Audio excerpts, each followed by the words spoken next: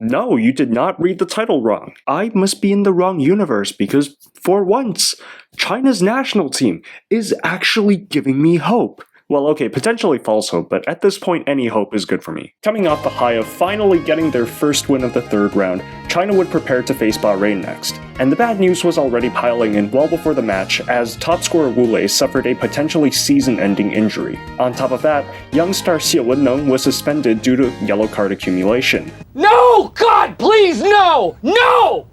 No! No! So things weren't looking great, but who knows, we didn't have Wu Lei against Indonesia and things worked out there.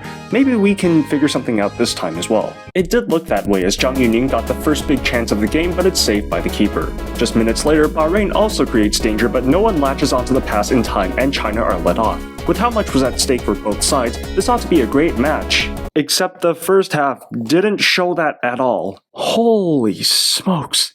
The rest of the first half was so unbearably boring.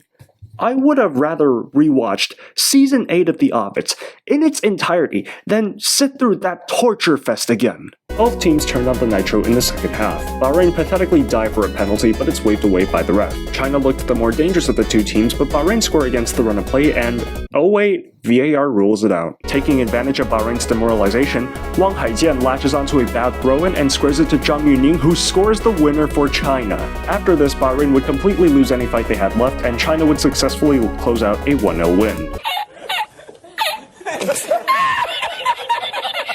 Critical moment for China, and the boys deliver.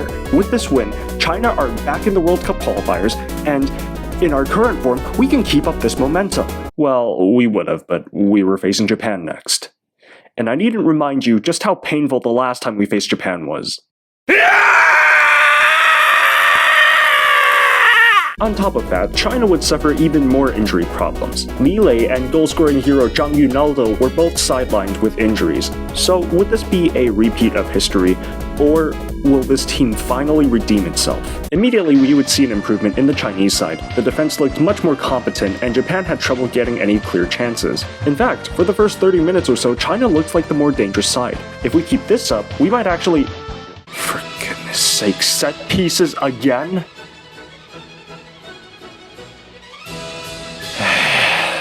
Well, I guess the moment was nice while it...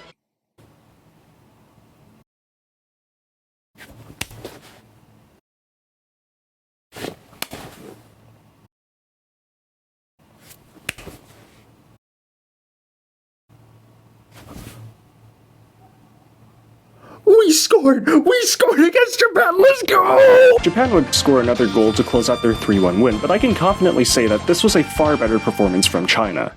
Massive improvement from the start of the campaign. Our defense looked a lot more organized than last time, and for once, our midfield didn't give the ball away every 3 seconds. I'm serious, our pass accuracy actually got better against Japan of all teams. Hajime Moriyasu said as much, noting that this felt like a completely different Chinese team and how we put up a much better fight than before. And he's right.